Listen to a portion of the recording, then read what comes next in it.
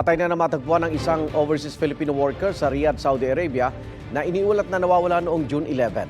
Ayon sa report ng Saudi authorities, biktima ng hit and run ang OFW. Humingi naman ng hustisya ang kanyang pamilya. Lagi una ka sa balita ni Jonathan Andal, exclusive.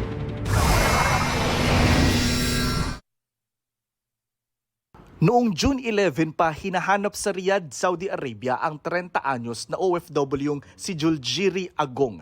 Pero makalipas ang 4 na araw, natagpuan siyang patay na. Gin-hold up daw, tapos pinapunta sa disyerto. So, tapos isang kwento, nasagasaan lang daw, hindi daw gin-hold up. Sabi ko, pag hindi hin-hold up, nasaan yung gamit niya? Cellphone niya, pera niya, at saka ginto na ipapadala sana sa nanay niya. Pero hindi raw hinold up si Agong batay sa report ng Saudi authorities na ipinasa sa Pilipinas.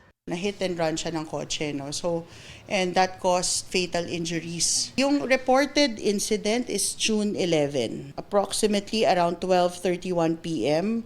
habang tumatawid sa King Salman eastbound road at a non-designated pedestrian crossing. So, yun ang natanggap namin.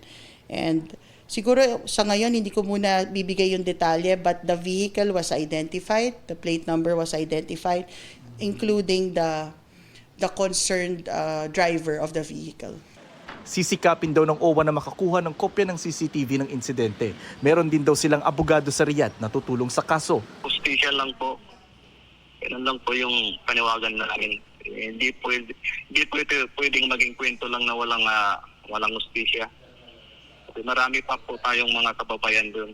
Pag hindi po ito inaksyon ng sigurado, may susunod pa. We stand ready to pursue yung kaso and makamit yung hustisya. The Saudi police are investigating the case if there's possible foul play.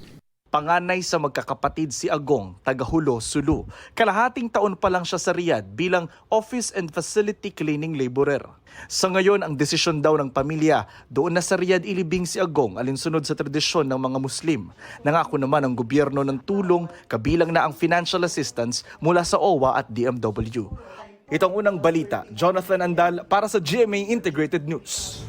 Igan, mauna ka sa mga balita, mag-subscribe na sa GMA Integrated News sa YouTube para sa iba't ibang ulat sa ating bansa.